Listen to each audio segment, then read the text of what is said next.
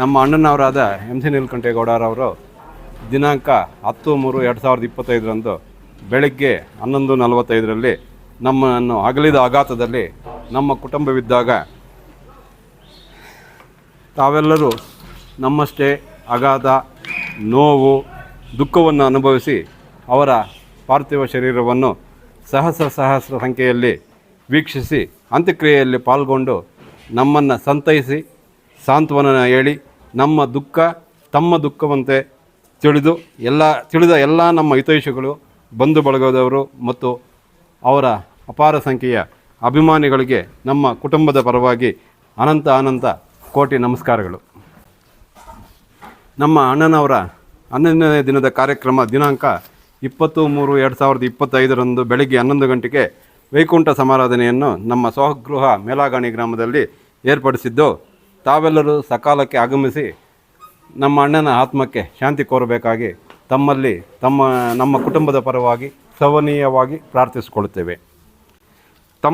ತಮ್ಮೆಲ್ಲರಿಗೂ ನಾವು ವೈಯಕ್ತಿಕವಾಗಿ ಆಹ್ವಾನ ನೀಡಲು ಸಾಧ್ಯವಾಗದೇ ಇರುವುದಕ್ಕೆ ಕ್ಷಮೆ ಇರಲಿ. ಹಾಗೂ ಇದೇ ದಿನ ರಾತ್ರಿ 8 ಗಂಟೆಗೆ ನಮ್ಮ ಅಣ್ಣನವರಿಗೆ ಇಷ್ಟವಾಗಿದ್ದ ದಾನವೀರ ಶೂರಕರ್ಣ ಎಂಬ ನಾಟಕವನ್ನು ನಮ್ಮ ಗ್ರಾಮದಲ್ಲಿ ಏರ್ಪಡಿಸಿದ್ದು, ಈ ಬಗ್ಗೆ ವಿವರವನ್ನು ನಮ್ಮ ಸೋದರ ಮಾವನವರಾದ ಟಿ ಪದ್ಮನಾಭಗೌಡ ಅವರು ತಿಳಿಸುತ್ತಾರೆ. ನಿಮಗೂ ನಮಗೂ ಎಲ್ರಿಗೂ ತಿಳಿದಾಗೆ ಕಳೆದ 10ನೇ ತಾರೀಕು ಹಿರಿಯ ರಾಜಕಾರಣಿ, ಹಿರಿಯ ಮುತ್ಸದ್ದಿಯಾದಂಥ ನಮ್ಮ ಬಂಧುಗಳು ಅಂದರೆ ನಮ್ಮ ಬಾಂಬೆಯಲ್ಲಿರ್ತಕ್ಕಂಥ ವ್ಯಕ್ತಿಗತವಾಗಿ ಎಂ ಸಿ ನೀಲಕಂಠೇಗೌಡರು ದೇವಾನಂತರಾಗಿರೋದು ಎಲ್ರಿಗೂ ತಿಳಿದ ವಿಷಯ. ಅಷ್ಟೇ ಅಲ್ಲ, ನೀವು ಪ್ರತಿಯೊಂದು ಗಮನಿಸ್ತಾ ಇದ್ದೀರಾ. 10ನೇ ತಾರೀಕಿನಿಂದ ಸುಮಾರು 5-6 ದಿವಸದವರೆಗೂ ಕೂಡ ಆವತ್ತು ಅಂತಿಮ ಸಂಸ್ಕಾರಕ್ಕೆ ಮುಳಬಾಗಿಲು ತಾಲೂಕಲ್ಲ, ಕೋಲಾರ ಜಿಲ್ಲೆ ಅಲ್ಲ, ಬೆಂಗಳೂರಿನಿಂದ ಅಲ್ಲ, ತಮಿಳ್ನಾಡಿನಿಂದ ಕೂಡ ಬಂದಿತ್ತು. ಖಾಲಿ ಆಂಧ್ರದಿಂದ ಕೂಡ ಅಲ್ಲ, ಸುಮಾರು ತಮಿಳ್ನಾಡು ಸ್ಟೇಟ್ನಿಂದ ಕೂಡ ಅವರ ಅಭಿಮಾನಿಗಳು ಬಂದಿದ್ದರು. ನಾವು ಎಕ್ಸ್ಪೆಕ್ಟೇ ಮಾಡಿರಲಿಲ್ಲ ಆ ಟೈಪ್ ಸಹಸ್ರಾರು ಜನ ಬಂದುಬಿಟ್ಟಿದ್ರು. ಯಾಕೆ ಬಂದು ಹಸಿರು ತರ್ಪಣೆ ಆಗ್ಬೋದು, ಶ್ರದ್ಧಾಂಜಲಿ ಆಗ್ಬೋದು, ಅವರ ಸಂದೇಶವನ್ನು ಅರ್ಪಿಸಿ ಹೋಗಿದ್ದಾರೆ. ಇಲ್ಲಿ ಇರುವುದು ಏನಪ್ಪ ಅಂದರೆ, ನಾವಿಲ್ಲಿ ಈ ಕಾರ್ಡ್ಸು ಹೊರಸಿಲ್ಲ. ಸಾಮಾನ್ಯವಾಗಿ ಇಂಥ ಕಾರ್ಯಕ್ರಮ ಬಂದಾಗ ಕಾರ್ಡ್ಸ್ ಇದು ಆಹ್ವಾನ ಪತ್ರಿಕೆ ಇರ್ತದೆ. ಸುಮಾರು ಸಾವಿರಾರು ಜನ ಬಂದಿದ್ದಾರೆ. ಪರೋಕ್ಷವಾಗಿ ಗುರುತಿದ್ದವರು ನಮಗೆ ಹುಡುಗರು ಕೆಲವರು ಗುರುತಿದ್ದಾರೆ, ಕೆಲವ್ರಿಗೆ ಪರಿಚಯ ಇರಲಿಲ್ಲ. ಅಂಥವ್ರಿಗೆ ಕೆಲವರು ಕೊಟ್ಬಿಡೋದು, ಆಮೇಲೆ ಅವ್ರು ಏನು ಅನ್ಕೊತಾರೆ ನೋಡಪ್ಪ ನಮಗೆ ಯಾರು ಹೇಳಿಲ್ಲ ಅಂತಾರೆ. ಅದಕ್ಕೆ ನಾವೆಲ್ಲ ಮಾತಾಡಿಕೊಂಡು ಮಾಧ್ಯಮದ ಮುಖಾಂತರವಾಗೇ ಇದನ್ನು ಸ್ವಲ್ಪ ಸಂದೇಶ ಕೊಟ್ಬಿಡೋಣ ಅಂತ ಒಂದು ತೀರ್ಮಾನ ಮಾಡಿಕೊಂಡು, ಅದಕ್ಕೆ ನಿಮ್ಮ ಎಲ್ರಿಗೂ ಆಹ್ವಾನ ಕೊಟ್ಟು ಕರೆದಿದ್ದು.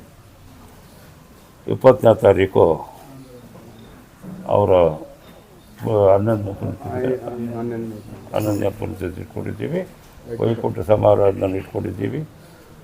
ಆವತ್ತು ರಾತ್ರಿ ಅವ್ರು ಯಾಕಂದರೆ ಅವ್ರು ಸ್ವಲ್ಪ ಕಲಾಭಿಮಾನಿಯಾಗಿದ್ದರು.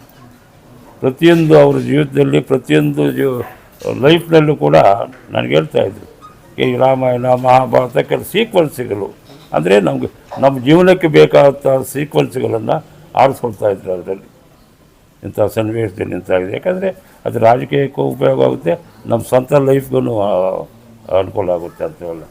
ಅದಕ್ಕೋಸ್ಕರ ನಮ್ಮ ಹುಡುಗ ನಮ್ಮ ಪ್ರಭು ಹೇಳ್ದ, ಅವ್ರಿಗೆ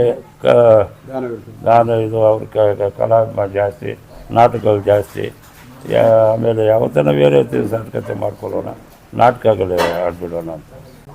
ಇದೇ ಮುಖಾಂತರ ಇವಾಗ ಹೇಳ್ತಾ ಇರೋದೇನೆಂದರೆ, ಮೊನ್ನೆ ಅವರ ಅಂತಿಮ ಸಂಸ್ಕಾರಕ್ಕೆ ಯಾರು ಬಂದು ಅವರ ಆತ್ಮಕ್ಕೆ ಶಾಂತಿ ಹೋಗಿದ್ದಾರೋ ಅವ್ರಿಗೆಲ್ರಿಗೂ ನಾವು ಬೇಡ್ಕೊಳ್ಳೋದೇನೆಂದರೆ, 11ನೇ ದಿವಸ ಅವರು ಬಂದು ಈ ಕಾರ್ಯಕ್ರಮದಲ್ಲಿ ಭಾಗಿಯಾಗಿ ಅವರ ಆತ್ಮಕ್ಕೆ ಶಾಂತಿ ಕೊಡಬೇಕಾಗಿ ವಿನಂತಿಗೊಳಿಸುತ್ತೆ. ಆತ್ಮೀಯರೇ, ಶ್ರೇಯೋಭಿಲಾಷಿಗಳೇ, ಹಿತೈಷಿಗಳೇ, ಬಂಧು ಮಿತ್ರರೇ, ಸ್ನೇಹಿತರೆ, ಇಲ್ಲಿನ ವಿಚಾರ ಏನಂತಂದರೆ, ದಿನಾಂಕ 10/3/2025 ನಮ್ಮ ಅಣ್ಣನವರಾದಂಥ ಎಂ ಸಿ ನೀಲಕಂಠೇಗೌಡರು ಸ್ವರ್ಗಸ್ಥರಾಗಿರುತ್ತಾರೆ. ಮತ್ತು ಇವರ ಒಂದು ಪಾರ್ಥಿವ ಶರೀರದ ಅಂತಿಮ ಸಂಸ್ಕಾರಗಳಿಗೆ ತಾಲೂಕಿನಾದ್ಯಂತ, ಜಿಲ್ಲೆಯಾದ್ಯಂತ ನಮ್ಮ MC ಕುಟುಂಬದ ಹಿತೈಷಿಗಳು, ಅಭಿಮಾನಿಗಳು, ಸ್ನೇಹಿತರು, ಶ್ರೇಯೋಭಿಲಾಷಿಗಳು ಬಂದು ಆ ಒಂದು ದುಃಖದಲ್ಲಿದ್ದಂಥ ನಮ್ಮನ್ನು ಆ ಶಕ್ತಿಯನ್ನು ಬರೆಸುವಂತಹ ಒಂದು ಇದನ್ನು ನೀವು ನೀಡಿರುತ್ತೀರಿ. ಅದೇ ರೀತಿಯಾಗಿ ನಮ್ಮ ಅಣ್ಣನ 11ನೇ ದಿನದ ಕಾರ್ಯವನ್ನು 20/3/2025 ಗುರುವಾರ 11 ಗಂಟೆಗೆ ನಮ್ಮ ಸ್ವಗೃಹವಾದ ಮೇಲಾಗಾಣಿಯಲ್ಲಿ ಇಟ್ಕೊಂಡಿರ್ತೀವಿ. ಇದನ್ನು ನಾವು ವೈಯಕ್ತಿಕವಾಗಿ ಎಲ್ಲರಿಗೂ ಆಹ್ವಾನ ನೀಡಲಿಕ್ಕೆ ಸಾಧ್ಯವಾಗದೇ ಇರೋದರಿಂದ ತಾವು ಯಾವುದೇ ಅನ್ಯತಾ ಭಾವಿಸಿದಿರ ಈ ಕಾರ್ಯಕ್ರಮಕ್ಕೆ ಎಲ್ಲರೂ ಆಗಮಿಸಿ ನಮ್ಮ ಅಣ್ಣನ ಆತ್ಮ ಚಿರಶಾಂತಿಯನ್ನು ಕೋರೋದಕ್ಕೆ ತಮ್ಮೆಲ್ಲರಿಗೂ ಆಹ್ವಾನವನ್ನು ನಾವು ನಮ್ಮ ಕುಟುಂಬದ ಪರವಾಗಿ ನೀಡ್ತಾ ಇದ್ದೀವಿ. ಇದನ್ನೇ ಆಹ್ವಾನವೆಂದು ತಿಳಿದು ಬಂದು ನಮ್ಮ ಒಂದು ಈ ಕಾರ್ಯಕ್ರಮದಲ್ಲಿ ಪಾಲ್ಗೊಂಡು ಕಾರ್ಯಕ್ರಮವನ್ನು ಯಶಸ್ವಿಗೊಳಿಸಬೇಕು ಅಂತೇಳಿ ನಾವು ನಮ್ಮ MC ಕುಟುಂಬದ ಪರವಾಗಿ ಎಲ್ಲರಿಗೂ ಆಹ್ವಾನವನ್ನು ನೀಡ್ತಾ ಇದ್ದೀವಿ.